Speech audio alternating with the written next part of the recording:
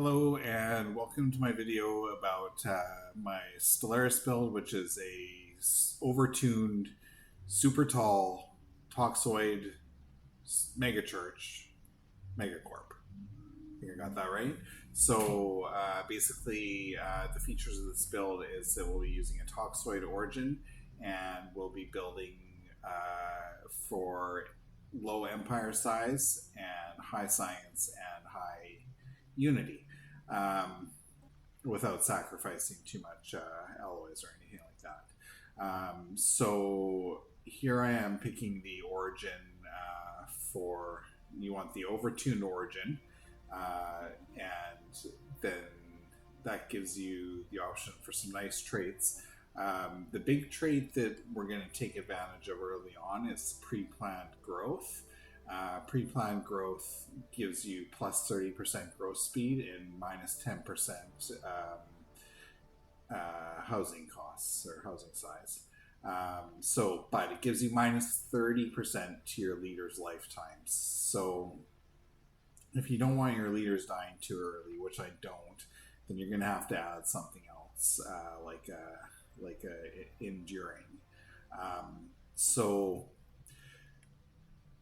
picking on Ruli, we're going to sequence that out later genetically, because it increases empire height, but it doesn't matter very much early on. We want the enduring trait, which only takes one trait point, and gives your leaders 20 years more lifespan, so your leaders won't be dying off too early from the pre-planned growth thing. And then we're going to pick solitary.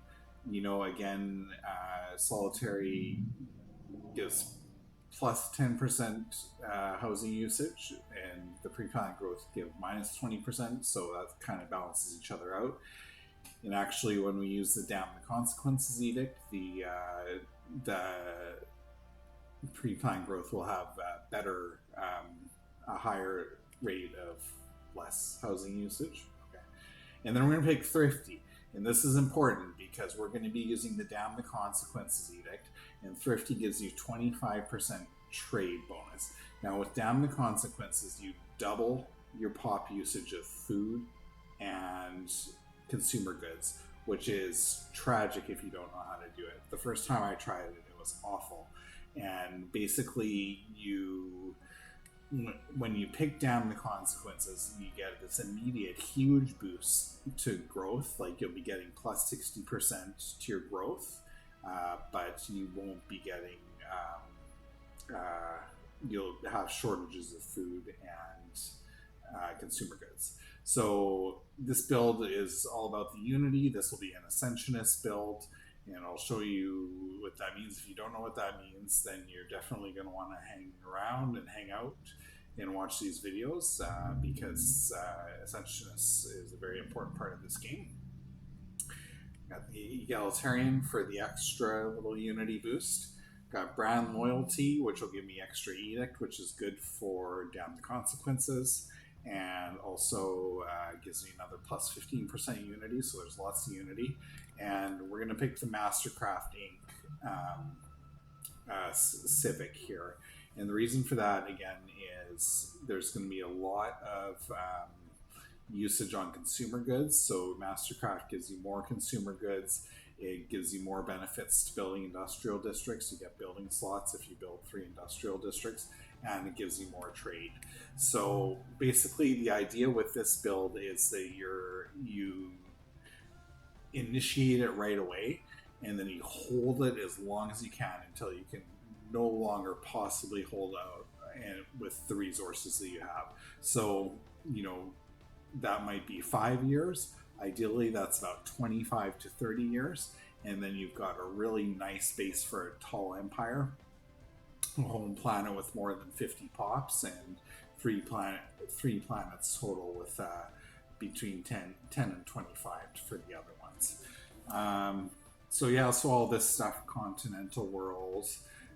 This is just cosmetics. Everybody who's played this game has done this so many times before. This is just me choosing these.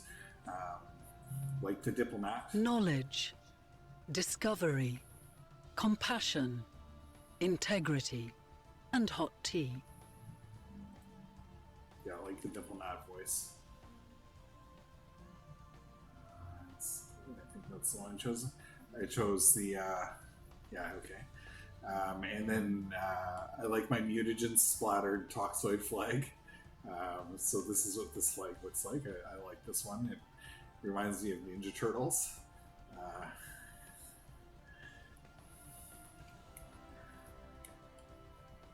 Ship appearance doesn't really matter.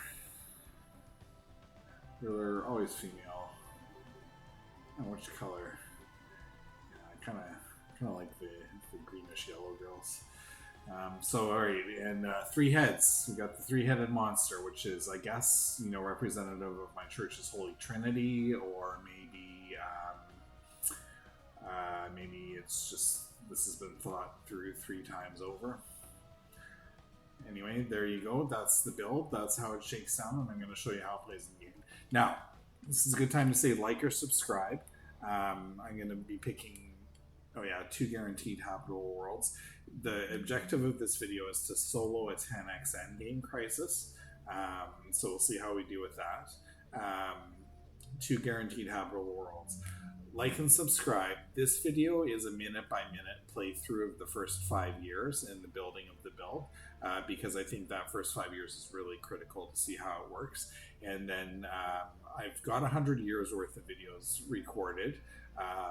There'll be more mashup style, kind of lots of fast forwarding, lots of cutting out, lots of editing. But for the time being, this guy is going to be like this because I think it's important to show kind of every minute of how this works. So yeah, like and subscribe. There are going to be more videos coming in this series. I do intend to show this from start to finish. Whether or not I can beat the 10x game crisis, we'll see. Anyway, so you pick your research stuff. You guys know how that works. Everybody's done that. You send your science ship off.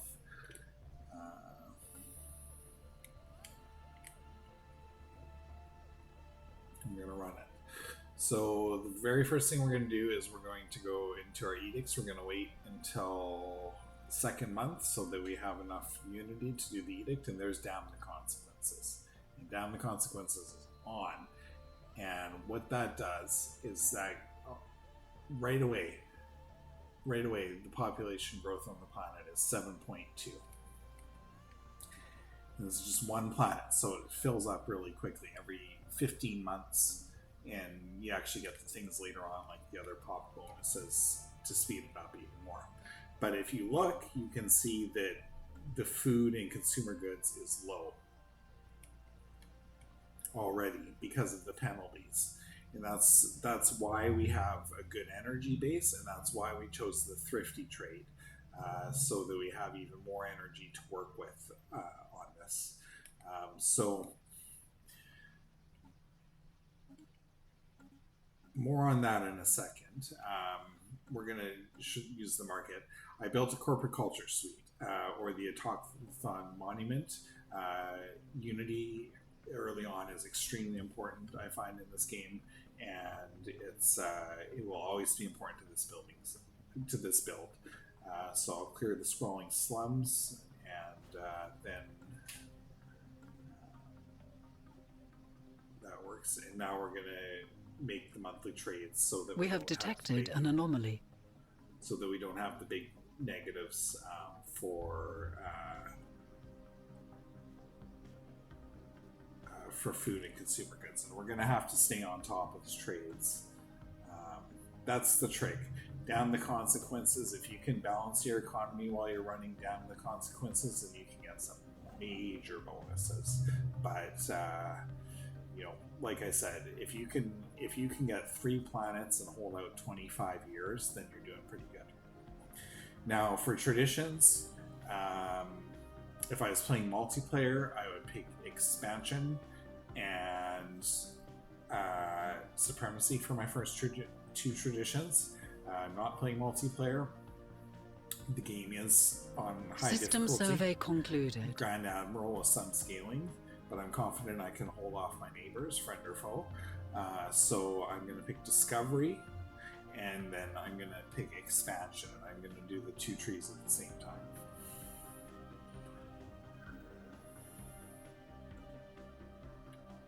So there's some of those nice Unity bonuses working in, and the nice thing about this is that you're always filling up jobs on your home planet.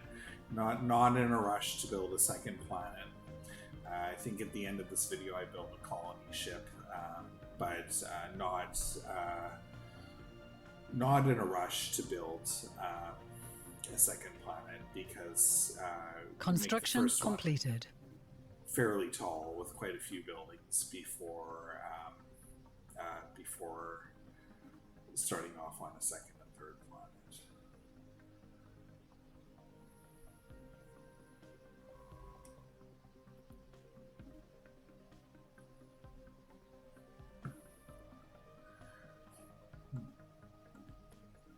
Building out another science ship here. Don't want to spend too much Unity on science ships or waste too much time exploring too much space.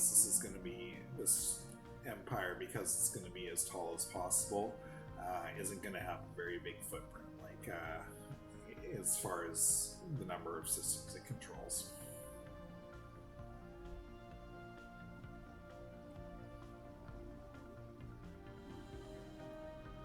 Construction completed.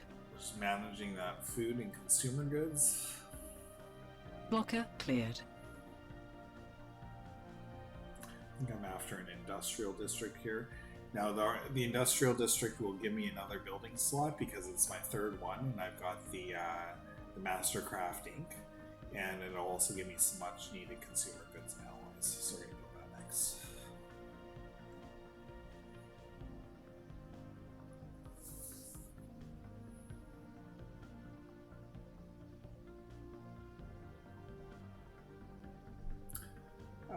Okay, and then you kind of just, there's some walls, you wait for things to grow. Population is up to 30, and it's growing at 7.2 per month still. So in another couple of years, I'll be caught up to a prosperous unification. I'm taking to boldly go, and I'm going to take the edict, map the stars, because I've got room in my edict tree for that. And or under my edict level, and I want my 2 little science ships to be able to explore as quickly as possible. We have detected an anomaly. And then I'm going to switch to Expansionist. Like I said, if this was a multiplayer game, I'd do Expansionist first and Supremacy second, but I'm confident that I can outsmart my AI opponents here, so even though they are scaled up. So I'm going to... Expansionist has a lot of nice things for tall empire builds. It's got minus 25% empire district size. It's got plus 10% pop growth. System survey concluded. It's got plus 1 pop every time you colonize a planet. And it also has, you also get 1 extra district in each of your planets when you finish the traditional. So expansion is a really nice tradition. System survey concluded. I want discovery because I want to be able to make a technocracy federation, but really, honestly, if it's a multiplayer game, you know, if you've ever played multiplayer games before, then you're better off just picking supremacy pretty quickly.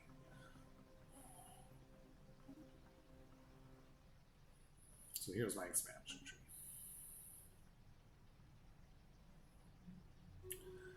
Finding my guaranteed habitable worlds.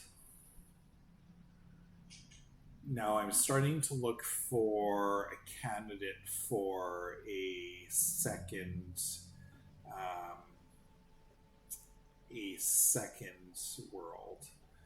I'm not thinking about expanding to a second world yet, but I'm looking at my guaranteed world candidates. And anomalous readings registered. You want your second world to be big and versatile.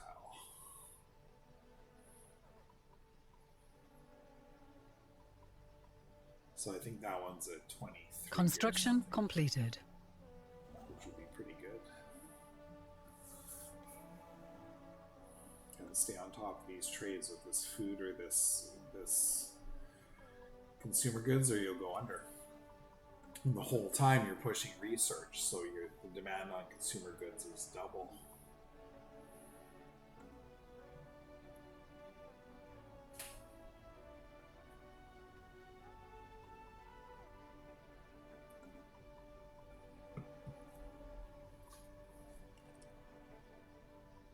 System survey concluded. System survey concluded.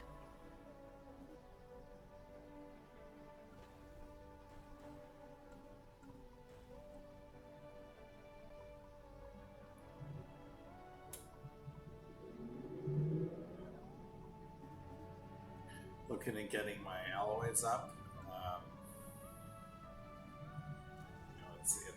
It's a balance.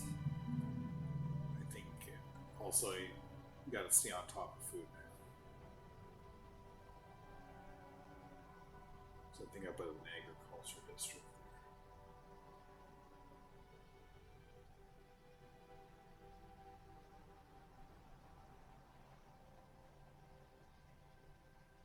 Construction completed.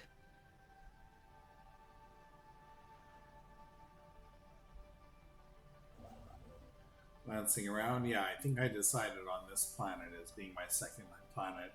There's actually a fourth or a continental world here, but I don't even know if I'm going to colonize that world or not, to be honest, right? Because it's that's the whole tall empire thing, right? You get to be a little bit choosy on which worlds you colonize. And I'll show how that works throughout the game. You know, if anything, it'll be a late game Foundry planet, probably.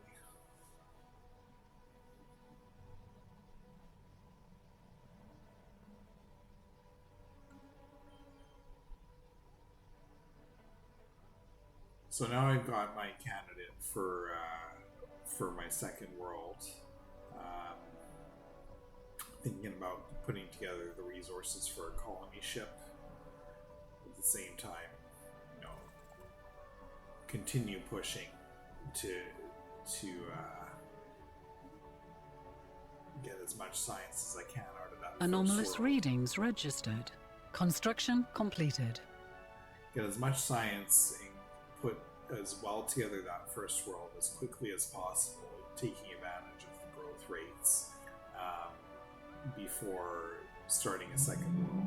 Because as soon as you get a second world started, then you'll have some immigration off the planet. You'll still be growing really fast, but the immigration will slow you down on your home world, and your resources will be divided between two planets.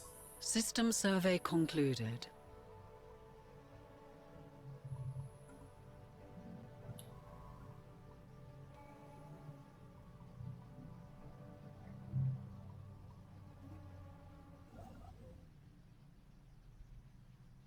We have detected an anomaly.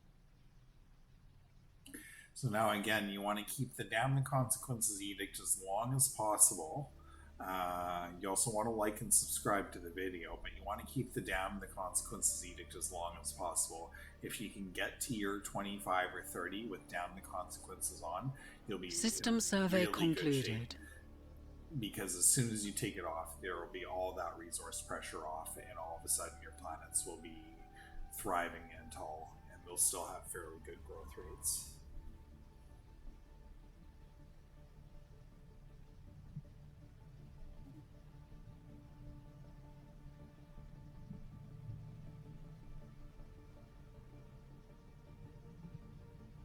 I'm looking at putting together the resources for a colony ship here. Yeah, I sell some alloys.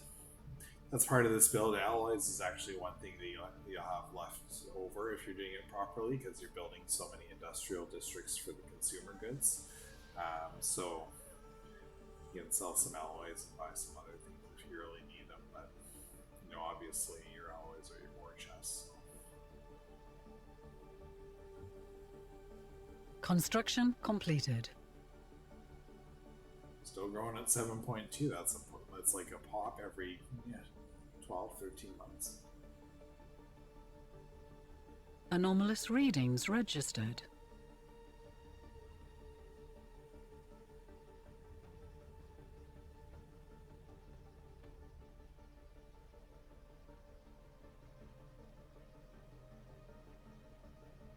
So you can see I'm really not in a rush to get the second planet colonized. So it's still going to be another 3 years once I build the colony ship and actually get it colonized. And that's by design.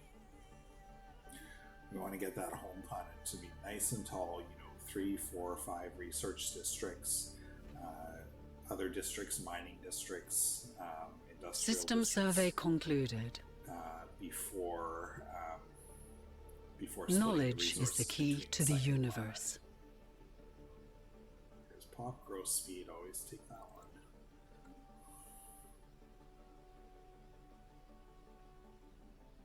Between that and the tradition, my pop growth speed will be 80.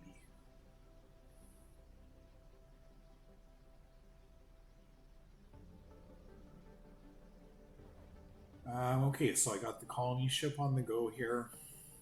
The consumer good things, try not to do that. It looks bad on you if you run out of consumer goods. It'll happen if you're unless you're extremely good at micromanaging that stuff, it'll happen. System survey concluded. We are off to a fast start here. The resources might not indicate it, but the metrics of science, unity, and empire size indicate that we are off to a very fast start here. So like and subscribe to the video. Like I say, I'll be doing more like this. There's not going to be minute by minute stuff in the other videos. There'll be more mashups.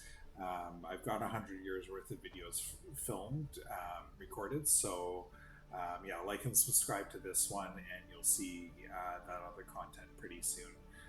Because that's I do plan to finish this video series right up to me taking care of the little 10x endgame crisis for fun. Thank you very much.